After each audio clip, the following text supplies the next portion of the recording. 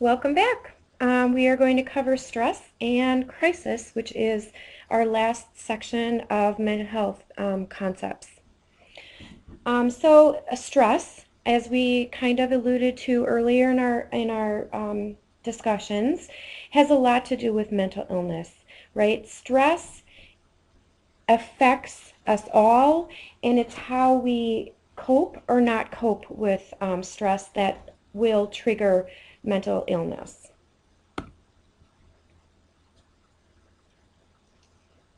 Okay, my computer's slow again, so I'm going to move forward. Stress is a real or perceived threat to one's balance, right? Stressors can be psychological or physical stimuli that affect our functioning and our adaptation.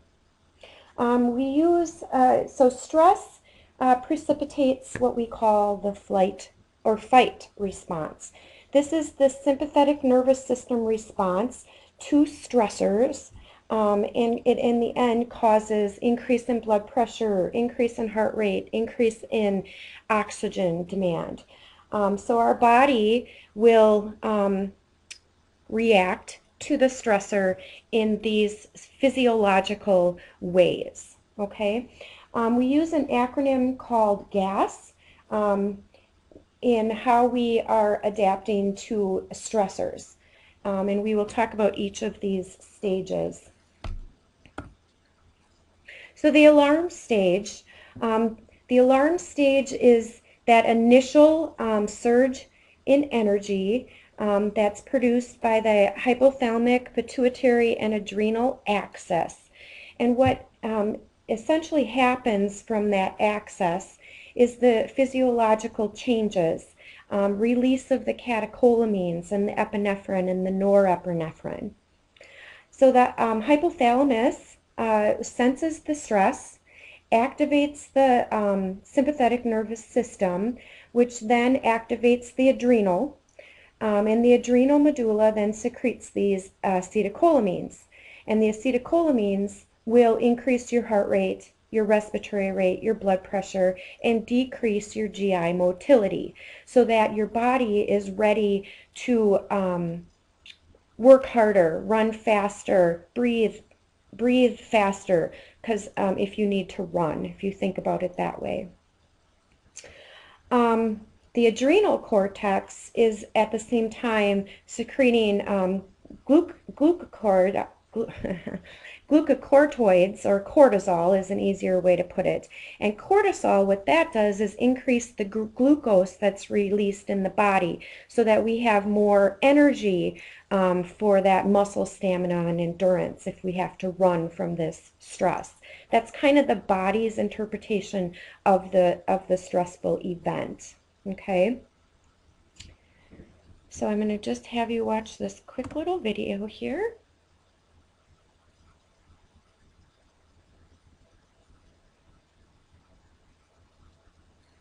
If it wants to work for me.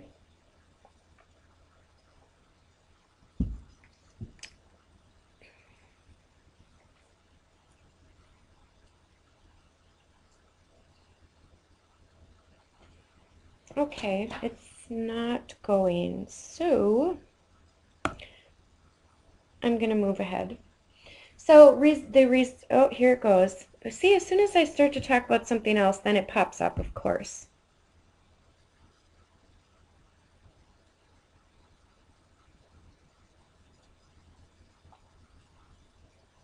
Or maybe not.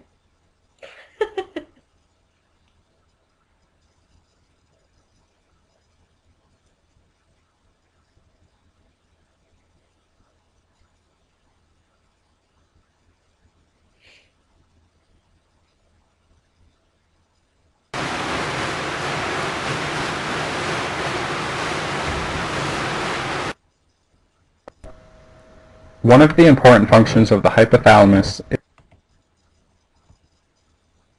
is to link the nervous system to the endocrine system. Neurosecretory cells of the hypothalamus make corticotropin-releasing hormone, as well as vasopressin. These two chemicals are released into the hypophyseal portal system. a system of blood vessels that leads to the anterior pituitary. Induced by the corticotropin-releasing hormone, the corticotroph cells of the anterior pituitary release adrenocorticotropic hormone, ACTH. Once this stimulatory signal is recognized by its target tissue, the adrenal cortex, the final component of the HPA axis is enacted. The adrenal cortex releases a wave of steroid hormones, mineralocorticoids such as aldosterone, and glucocorticoids such as cortisol.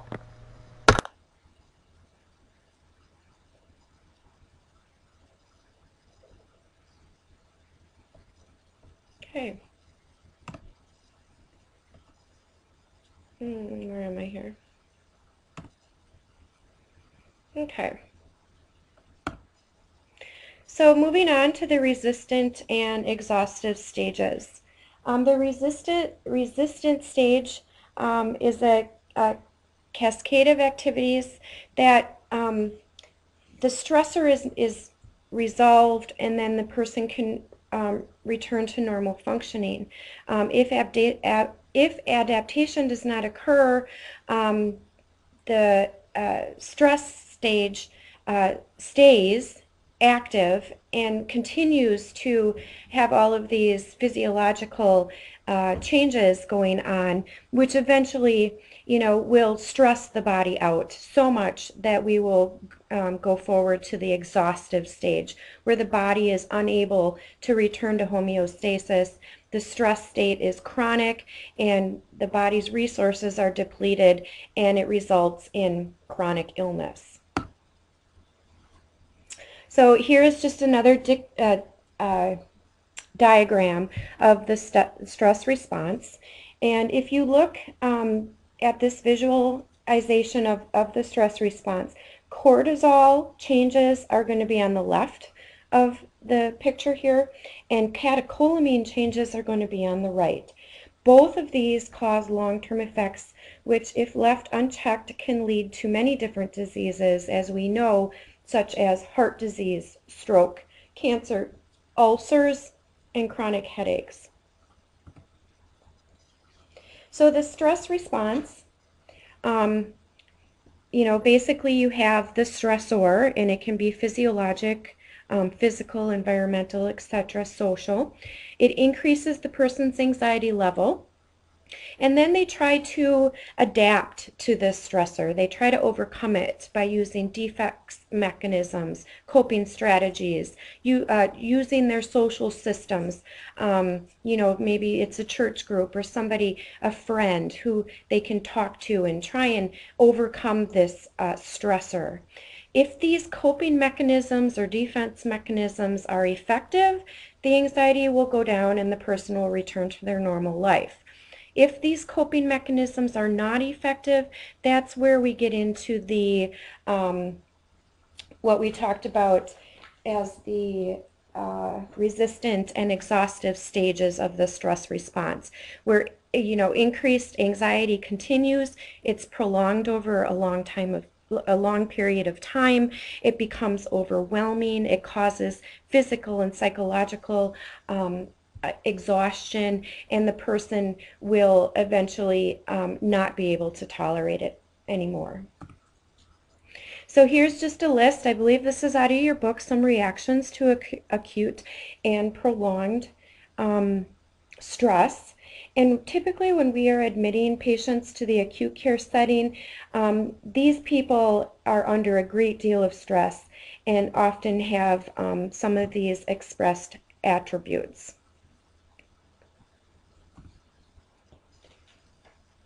So adaptation and coping.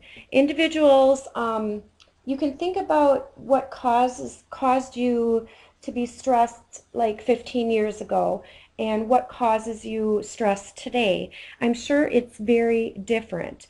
So when I was in college, I probably would be stressing about things like you are, regarding, oh my God, I have to read 5 chapters tonight, and I have a project due in 2 days, and I have an exam on Friday, and these would be your stressors as a student.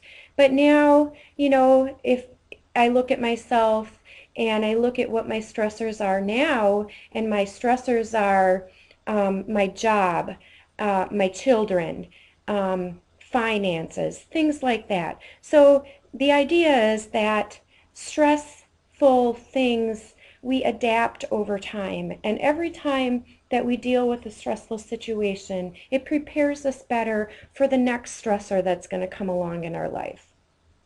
And it's affected by age, gender, our personalities, our cultures, our life experiences, how we live, and if we have any coexisting health problems.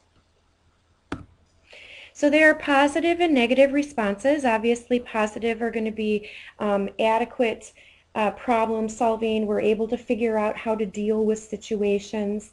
Our social support systems are good. And you might gather, or what we do know about people with mental health illnesses, is that their social support systems are poor, or they're fragmented, or they're very dysfunctional. Reframing, that means redefining the situation to see both the positive and the negative sides of it, as well as ways to use the situation to one's advantage. Negative things would be like avoiding, just trying to avoid the problem altogether, or self-blaming, which, will essentially lower our self-esteem. Wishful thinking, believing that things will resolve by themselves, and everything's going to be just fine. Wishful thinking is actually, a form of denial. So examining these 4 coping categories can help nurses identify areas to target for improving their patients' response to stress. So helping them sustain healthy habits, such as medical compliance or proper diet, relaxation techniques, pacing themselves, helping them find satisfactory things in their life. What gives them joy? Is it work? Is it family? Hobbies? Do they like to use humor? Spirituality, does that support them? Things like that. Again, social supports and effective, healthy responses to stress. So nursing interventions and management of stress. These are just a list of some of the techniques that we try and use with our patients to teach them how to cope or relax themselves and shut down that sympathetic nervous system response to the stress that's going on.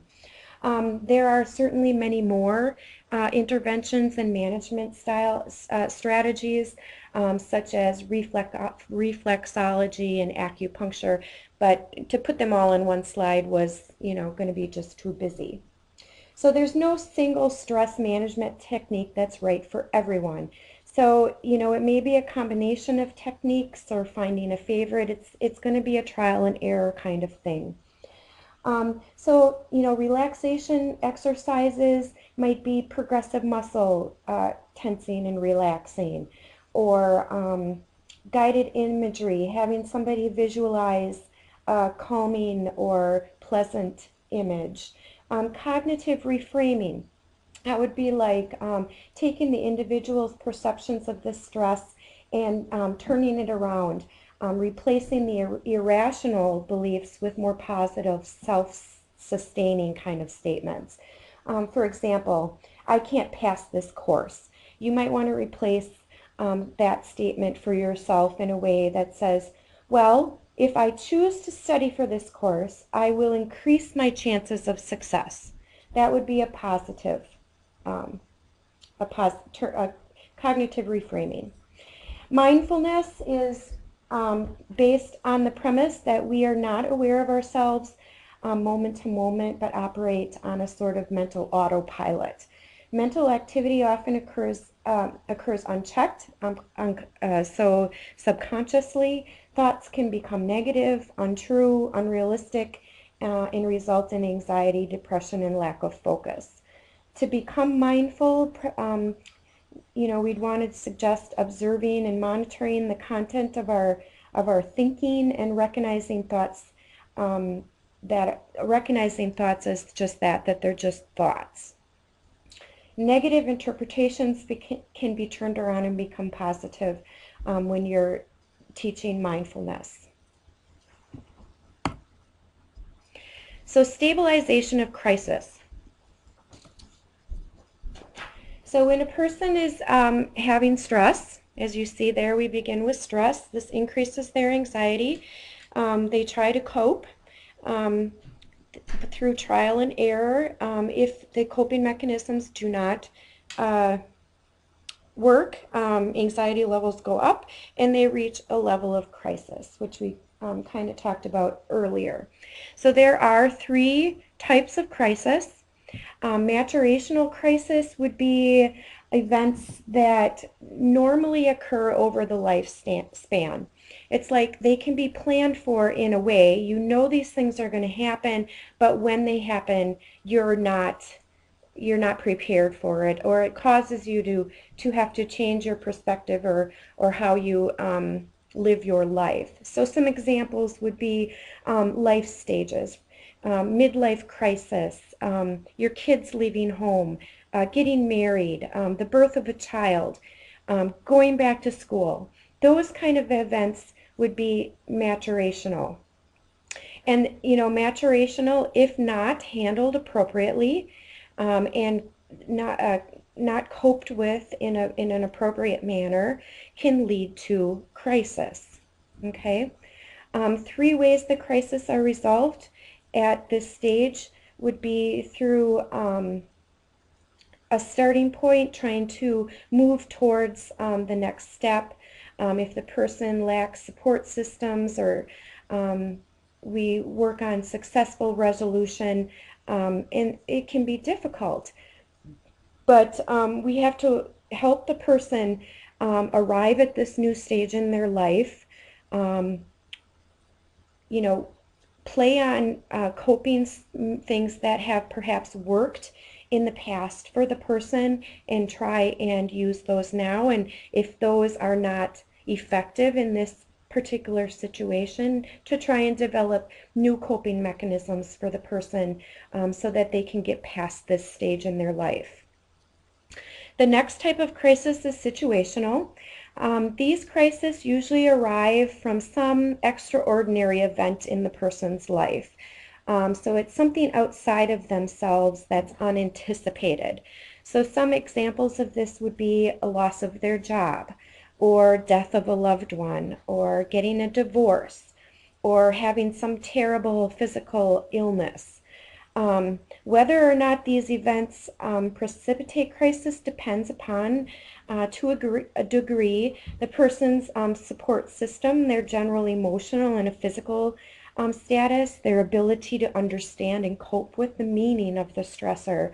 And the stressful event involves loss. So, working through that loss progression where the change threatens the person's self-concept and self-esteem.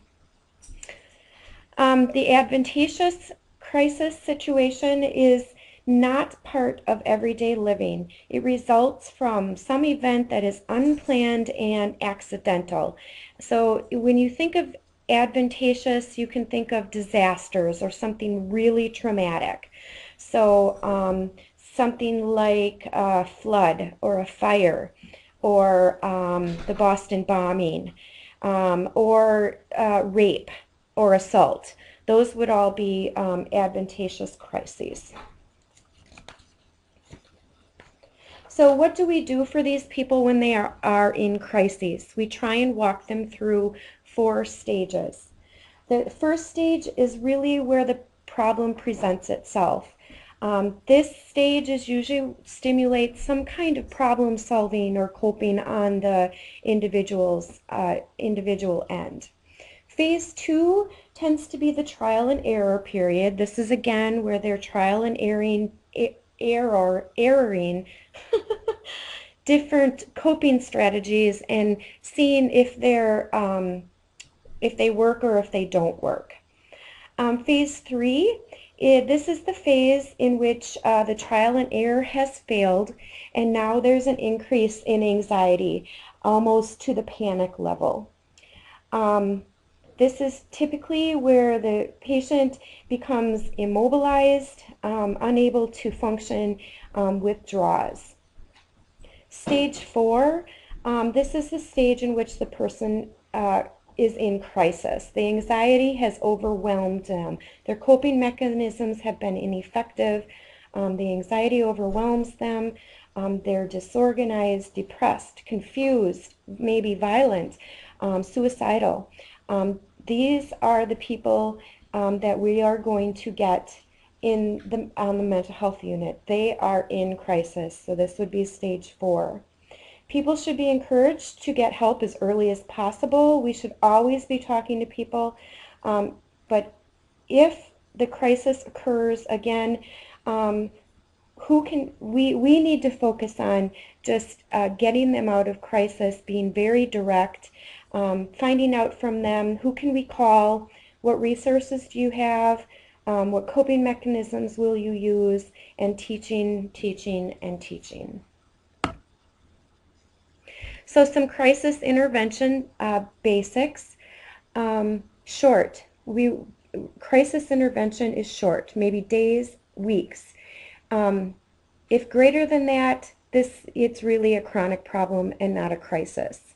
The goal is to get them to the pre-crisis level. May not be optimal, but it is a baseline for the patient.